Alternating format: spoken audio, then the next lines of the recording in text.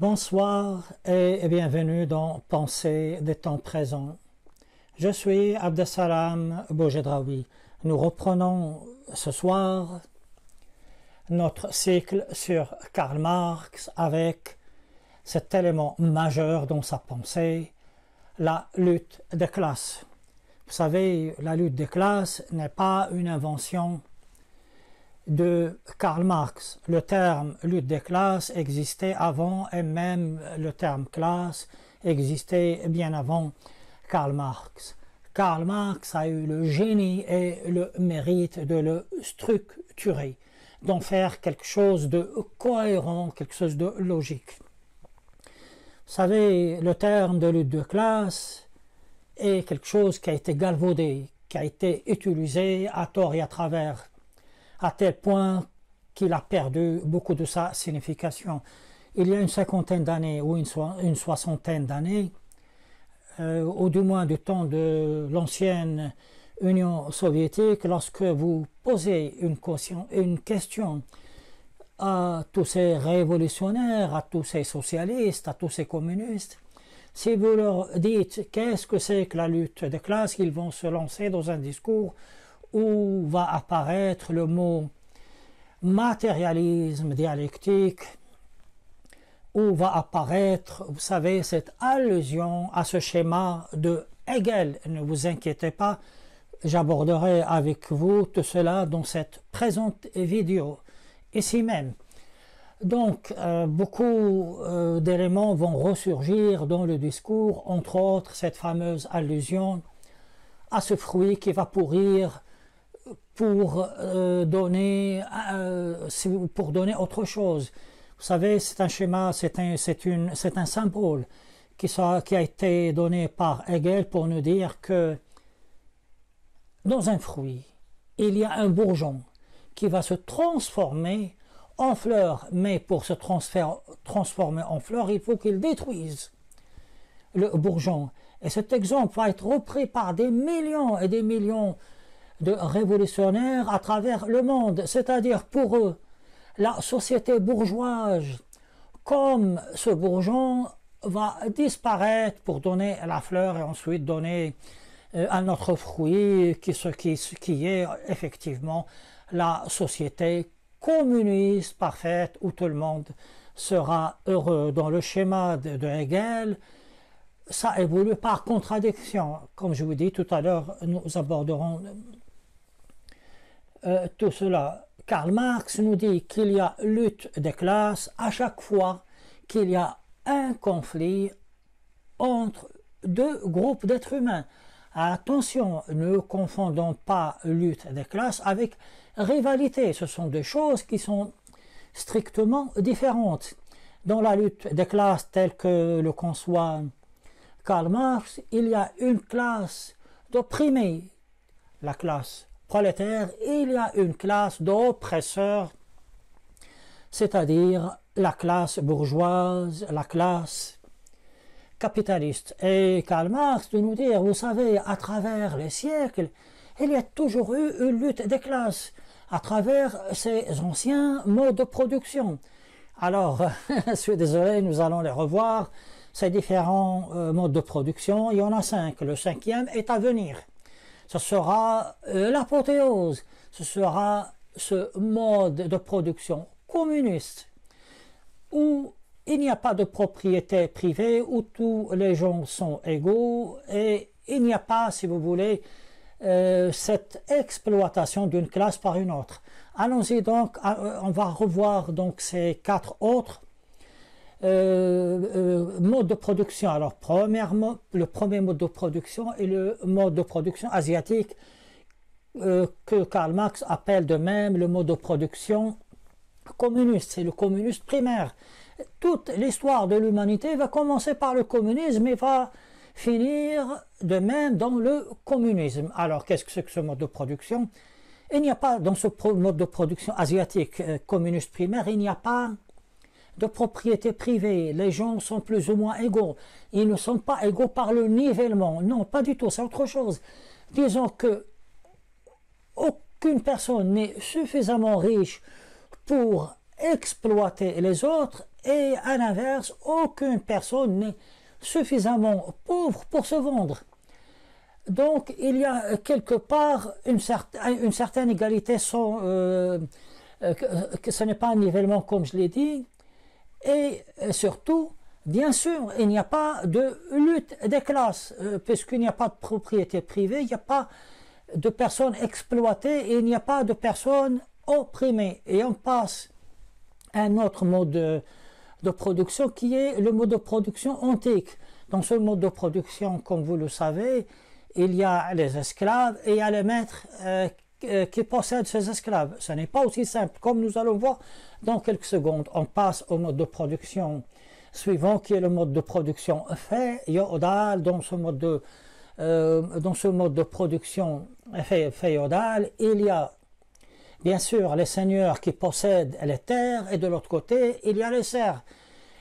Et on passe au mode de production qui intéresse le plus Karl Marx, c'est le mode de production capitaliste. Alors, quelle est la différence entre ces différents modes de production? Et c'est très important. Karl Marx va le souligner dans les autres modes de production antiques et, comment dirais-je, et féodales. Il y a beaucoup de classes intermédiaires. Par exemple, dans le mode de production antique, il n'y a pas d'un côté les esclaves et de l'autre côté les maîtres. Il y a toute une série de classes intermédiaires comme les plébéiens, les maîtres, les artisans, etc. On ne passe pas des esclaves vers les maîtres, et il y a des classes intermédiaires, et à l'intérieur de ces classes intermédiaires, il y a une autre hiérarchie. Donc ce n'est pas un face-à-face. Dans le mode de production féodal, même chose.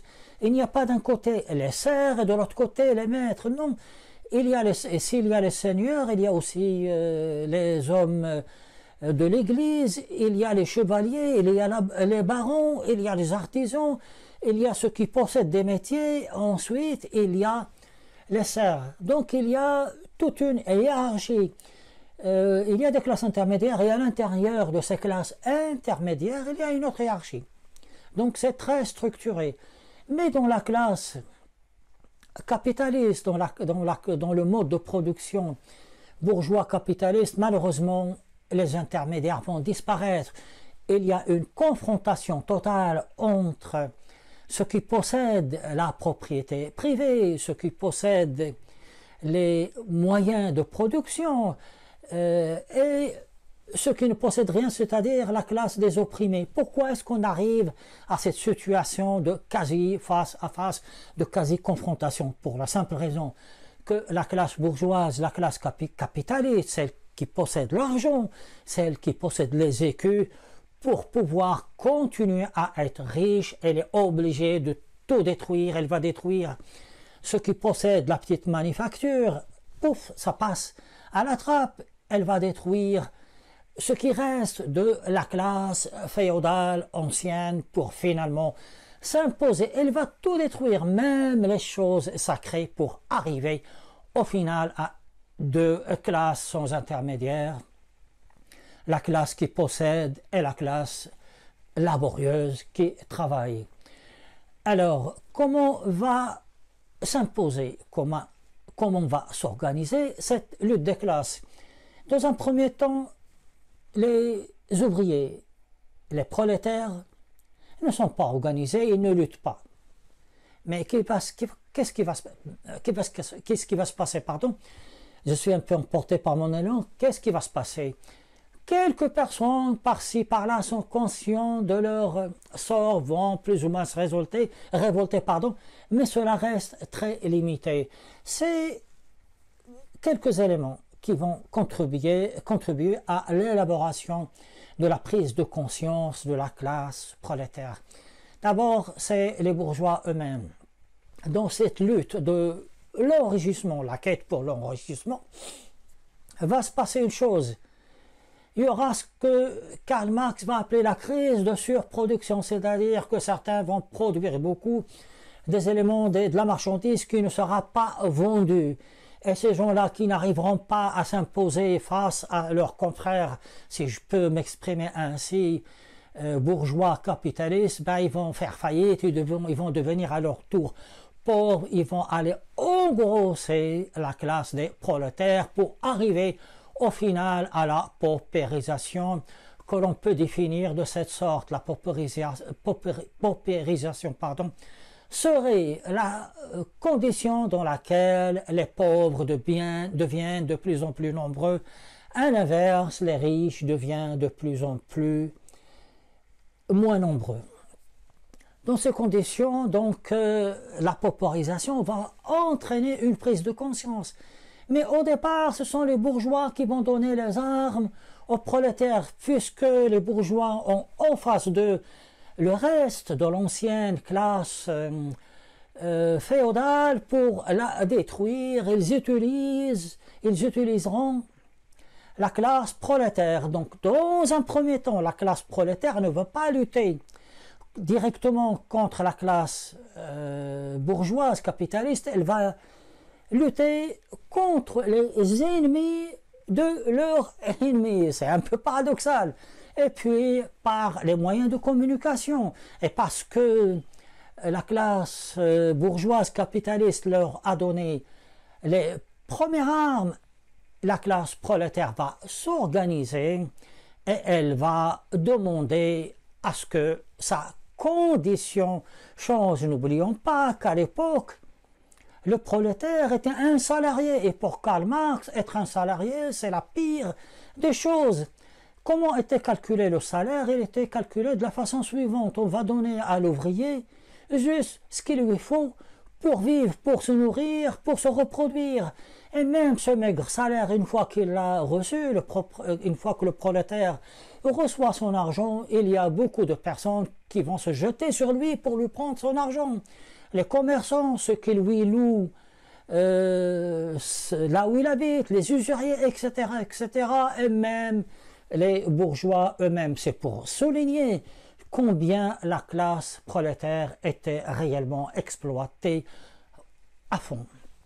Et parce qu'elle va s'organiser, elle va faire des revendications comme en Angleterre, c'est-à-dire qu'elle va demander une diminution des heures de travail et beaucoup d'autres avantages que nous connaissons aujourd'hui. Finalement, Karl Marx nous dit que par sa propre contradiction, il rejoint en cela le schéma de Hegel, par sa propre contradiction, la classe bourgeoise va faire en quelque sorte que la classe prolétaire va se renforcer, va s'organiser et toute la société va évoluer vers le 5e mode de production qui est ce communisme final, mais un communisme final qui a appris de toutes les expériences du passé et qui ne va pas les répéter. Malheureusement, nous savons que cela ne va pas se produire. Alors, voici donc ce que c'est que cette lutte des classes de façon très schématique. Je vous invite réellement, si vous le pouvez, à lire le manifeste du Parti communiste ou à le lire. C'est écrit d'une façon très claire et tout ce que je vous dis est exprimé de meilleure façon que moi. Alors, qu'est-ce que c'est que ce schéma hegelien dont je vous ai parlé? Pour Hegel, qui est un philosophe allemand, les sociétés évoluent par leurs contradictions. Ainsi, il nous donne par exemple l'exemple de la Révolution française, la classe féodale, le système féodal, parce que il a mal géré sa situation, il provoque l'apparition de sa propre contradiction, qui est la Révolution française qui va donc l'emporter. Mais attention, on ne change pas tout, puisque les êtres humains sont toujours les mêmes. Contradiction, mais avec conservation de certains éléments. Et l'exemple qu'il va donner, dont j'ai parlé en introduction, c'est celui d'un bourgeon qui va évoluer. Il porte en lui sa propre contradiction. Il va évoluer pour donner une fleur qui va probablement, moi je ne connais pas très bien la biologie, si je me trompe, la botanique, qui va donner, vous savez, la fleur, puis après le fruit, le noyau. Alors, cette allusion fruitière va être reprise à toutes les sauces. Vous voyez, j'ai pas fait le jeu de mots de compote, hein. Je le fais quand même. Va être reprise à tous les niveaux pendant des décennies par des millions de prolétaires, mais alors de n'importe comment. Et Karl Marx est quand même conscient que ce n'est pas possible. Les choses ne vont pas se faire comme ça de façon mécanique. C'est pas parce que nous allons entendre que la féodalité va disparaître et donner la Révolution française. Il s'est passé quelque chose, certainement, qui a provoqué cela.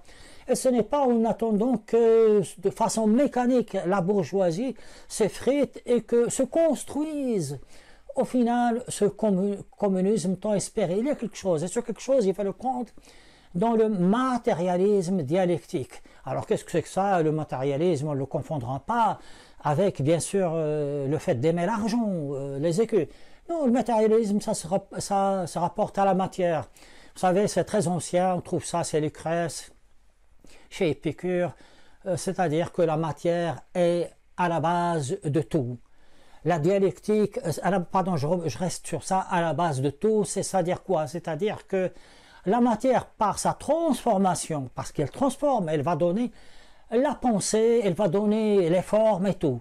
La transformation de la matière, tandis que la dialectique, ça rejoint un peu ce que dit Hegel, c'est le fait que des choses portent leur contradiction. Alors le matérialisme dialectique a été repris un peu partout par beaucoup de penseurs, mais parfois à tort et à travers, c'est-à-dire que la classe bourgeoise, par sa transformation, par la prise de conscience des prolétaires de leurs conditions, on va transformer tout cela, pas seulement de façon mécanique, mais par quelque chose de volontaire, par notre prise de conscience, par notre action.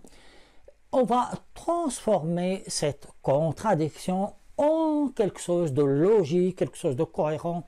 Et dans l'espérance de Karl Marx et de Engels, ne l'oublions pas lui aussi, ça va être finalement ce communisme qui va survenir. Karl Marx est tellement conscient que les choses ne peuvent pas suivre tout simplement ce schéma hegelien mécanique. Il est tellement conscient qu'il va écrire tous ses livres, qu'il va donner toutes ses conférences, qu'il va lutter pour que les prolétaires prennent conscience. Tous les livres qu'il va écrire sont dans le but de transformer la société avec la participation des prolétaires. Ça ne peut pas venir comme ça de façon mécanique comme dans le schéma de Hegel. Je crois que là j'ai un peu fait le tour de ce problème. De quoi on va parler? Vous savez, je ne pensais pas que j'allais consacrer autant de vidéos à Karl Marx et ce n'est pas fini. La prochaine fois, c'est promis, ce sera une vidéo concernée à la notion de propriété privée chez Karl Marx. J'en toucherai aussi un petit mot à propos de Proudhon. Je vous remercie et je vous dis, même si beaucoup de restrictions sont levées, il faudrait continuer à être prudent. À bientôt et je suis heureux de vous retrouver à chaque fois.